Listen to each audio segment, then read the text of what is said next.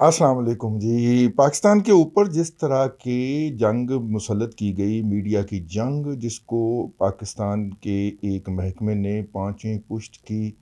दोगली अबलागी जंग, fifth generation hybrid communication war का नाम दिया। उस अदारे के एक अफसर ने ANI इंडिया का जो स्टीमर था या उनकी जो खबर थी जिसके अंदर पाकिस्तान की माँ बहन एक की गई थी, उसके स्टीमर इस्लामाबाद की तमाम सड़कों पे लगा दिए। तो इससे अंदाज़ा हो गया कि उनकी जंग का लेवल क्या है या उनकी प्रिपेयर्डनेस कैसी है, उनकी तैयारी कैसी है। लेकिन उससे हट के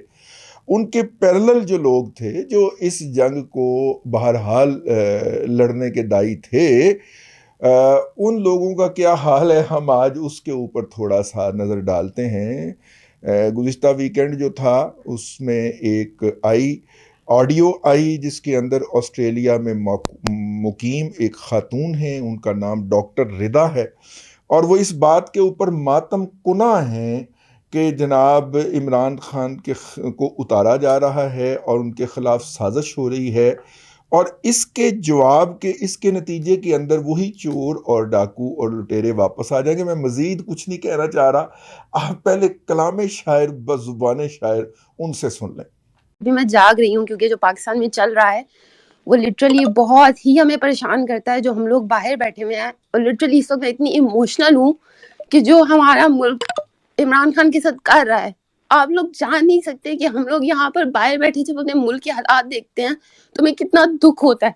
और इमरान खान को लोग यहाँ पर कितना पसंद करते हैं, जानते ही लोग इमरान खान को है।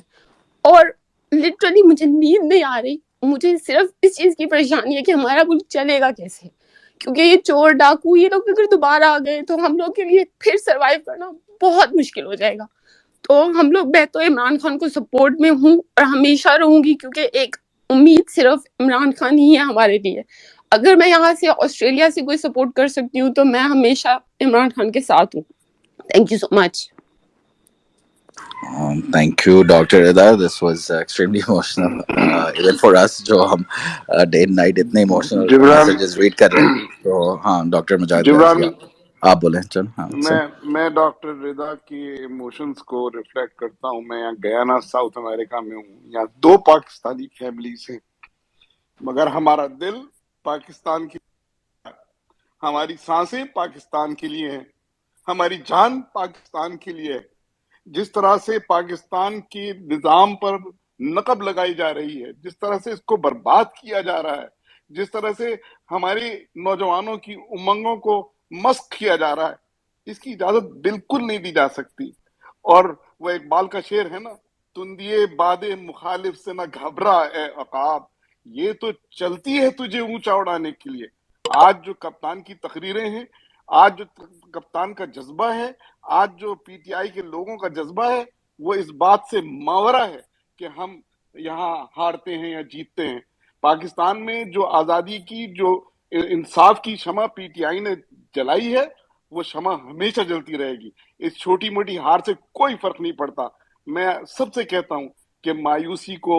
छोड़ दें, मायूसी की तरफ देखें नहीं। जिंदगी आगे बढ़ने का नाम है, हिम्मत करें और 27 के जलसे में जरूर शामिल हों। जी, आपने ये सुना, और उस खातून ने जिस तरह वहाँ पे मातम किया है और जिस तरह बवेला किया है और जिस तरह पगल डाला है, पंजाबी में जिसे कहते हैं पगल पाया है, उसमें तो कोई शक नहीं रह जाती। ये कौन लोग हैं? इसके लिए आपको मीडिया की और अबलाग की, मीडिया की नहीं अबलाग की जो है वो 3 थेरीज की तरफ जाना पड़ेगा। एक तो मैं बारहा तज़किरा कर चुका हूँ अपने व्लॉग के अंदर, एक है मीडिया सपोर्ट थेरी, दूसरी है जिसे कहते हैं इको चैम्बर। इको चैम्बर आप समझते हैं कि एक चैम्बर बना दिया जाता है इंफॉर्मेशन का, और फिर उसके अंदर आपको अपनी आवाज़ ही सुनाई देती है या अपनी पसंद की आवाज़ सुनाई देती है जो आप सुनना चाहते हैं। और तीसरा बबल है। ये एक 1996 के अंदर आई थी मीडिया सपोर्ट थेरी, 2002 के अंदर आई थी इको चैम्बर, और 2008 के अंदर मेरा ख्याल आई है बबल। इन तीनों थेरीज को जब आप पढ़ लें तो आपको इनकी ज़हनी नशोनुमा और साख्त का पता चल जाता है। ये निस्बतन ये जो डॉक्टर रिदा हैं, یہ ایک ینگ خاتون لگتی ہیں، اور ظاہر ہے کہ وہاں پہ جانے کے بعد اور وہاں سے انٹریکشن ہونے کے بعد ان کا ایکسپوجر بظاہر بڑھ چکا ہے، لیکن بنیادی طور پہ as far as Pakistan affair is concern وہ ایک قسم کے ایکو چیمبر کے اندر ایگزسٹ کرتی ہیں، اور انہوں نے دنیا بھر کے اندر اپنی مرضی کی اور اپنی پسندیدہ آوازوں کو چن کے سننا پسند کیا ہے، لیکن ان کے اس ایکو چیمبر میں رہنے کے نتیجے میں جو مانسٹرز اوپر آئے ہیں، اب ہم آپ کو وہ سناتے ہیں۔ آپ سارے جو مجھے اپریشیٹ کر رہے ہیں کہ جی آپ نے بڑی ہمت سے جا کے اور وہ اس فرعون کے سامنے بول کے آئی ہیں، وہ یہ ساتھ میرے کھڑے تھے تو میں بول کے آئی ہوں، مجھے پتا تھا کہ اگر کوئی لیفٹ رائٹ کام ہوا تو یہ سنبھال لیں گے اس فرعون کو، پھر جہاں لیگل ایشو آئے گا نا وہاں اس کو پھنسا لیں گے۔ تو ان کا نام جو ہے نا بہت سارے حلقوں میں ٹیرر کے طور پہ لیا جاتا ہے، اور یہ اظہر بھائی کی جو ہے نا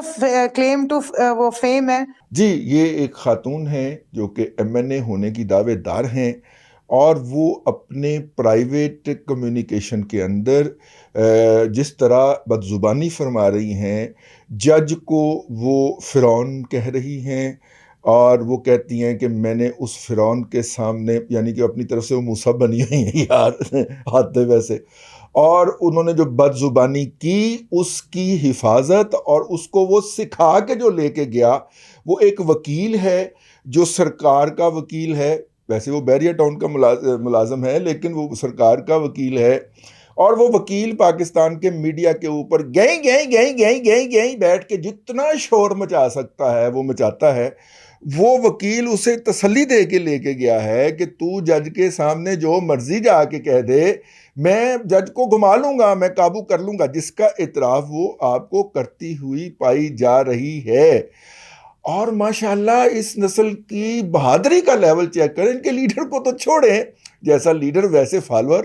اس کے بعد جو اس نے وین ڈالے ہیں کہ یہ تو میں نے کہا ہی نہیں اور یہ میرے خلاف پروپیگنڈا ہو رہا ہے، اور جو اس نے منتیں کی ہیں،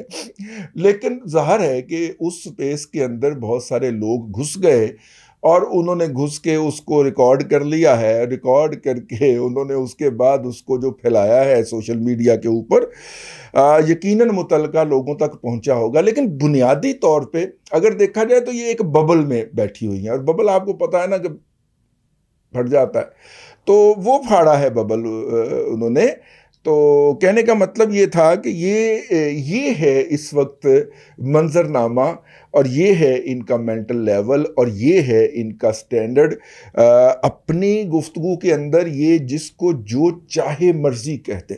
جس کی مرضی پگڑی اچھال دیں، جو ان کے ساتھ ایگری نہیں کرتا اس کو جو مرضی چاہے گالی بکیں، ان کو یہ گالی بکنے کا ڈیوائن رائٹ حاصل ہے۔ ہاں، اگر کوئی ان کو کہے کہ جناب آپ وارداتیے ہیں اور آپ وارداتیے کے طور پہ یہاں پہ تشریف لائے ہوئے ہیں، تو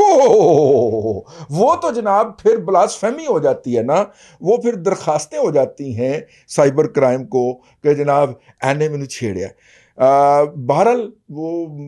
اپنا اللہ آپ کا بھلا کرے، وہ جاتی ہیں ہائی کورٹ کے اندر، اور ہائی کورٹ کو بلیک میل کرتی ہیں، اپنا خاتون ہونے کا ایڈوانٹیج لیتی ہیں، وہاں پہ جا کے وہ سین کریٹ کرنے کی کوشش کرتی ہیں، اور جج کو سکینڈلائز کرنے کی کوشش کرتی ہیں۔ اب جب یہ باہر تشریف لے آئیں گی تو پھر ان کے جتنے بھی جائز ناجائز کرونیز ہیں، جو ان کے پارٹنرز ان کرائم ہیں، وہ اس کے بعد سوشل میڈیا کے اوپر ان جج کی کردار کشی کے حوالے سے ایکٹیو ہو جاتے ہیں۔ بنیادی طور پہ مسئلہ کیا ہے کہ بنیادی طور پہ مسئلہ یہ ہے کہ یہ لوگ اس بات کا حق چاہتے ہیں کہ جس کے اوپر یہ الزام لگائیں اس کو وہیں پہ گولی مار دی جائے، جس کو کہیں یہ پھڑ لو اس کو پھڑ لیا جائے، اور اس کو اندر بند کر دیا جائے، دنیا کی کوئی عدالت اس کو سنوائی نہ کرے، کوئی قانون اس کے اوپر لاگو نہ ہو، کوئی اس بندے جس کی طرف یہ اشارہ کر دے ناپسندیدگی کا، اس کے بنیادی انسانی حقوق ہی نہیں بلکہ اس کے انسان ہونے کا حق بھی وہیں پہ غصب ہونا چاہیے، کیونکہ یہ چوزن ون ہیں، یہ کہیں اوپر سے نازل ہوئے ہیں، اور ان کو پریولیج حاصل ہے کہ یہ جس کی چاہے سرے بازار پگڑی اچھال دیں۔ مکافات عمل شروع ہو چکا ہے، اور واپسی کا عمل بھی شروع ہو چکا ہے۔ اگر بندہ منزل کی طرف جاتے ہوئے راستے میں کوئی اچھے پودے، پھول، پھل، ان کے بیج بکھیرتا جائے تو واپسی پہ ایک شاندار، جب واپسی ہوتی ہے نا وہاں پہ، دل کے دریا کو کسی روز اتر جانا ہے، اتنا بے سمت نہ چل لوٹ کے گھر جانا ہے، تو جب واپسی ہوتی ہے نا پھر وہاں سے منزل سے، تو پھر واپسی پہ ایک چمن ہوتا ہے جو آپ کا منتظر ہوتا ہے۔ لیکن اگر آپ منزل کی طرف جاتے ہوئے گالیاں بکیں، بکواس کریں، لوگوں پہ بہتان باندھیں، لوگوں کے الزام لگائیں جو آپ سے ایگری نہ کر رہا ہو یا آپ کی فلسفی کو سر نہ دھن رہا ہو، وہ ٹوکری ہو جائے، لفافہ ہو جائے، تو پھر واپسی کے اوپر جو آپ نے خارزار بوئے ہوتے ہیں نا وہی چننے پڑتے ہیں۔ تو پھر آبلہ پاؤں کو خارزار برے بہت لگتے ہیں، تو وہ برے لگ رہے ہیں، چیخیں سننے والی ہیں ان کی، لیکن میں نے کہا کہ یہ چیز ریکارڈ پہ لے آئی جائے۔ اللہ تبارک و تعالیٰ آپ کو آسانیاں عطا کرے اور آسانیاں خلق خدا میں تقسیم کرنے کی توفیق عطا کرے۔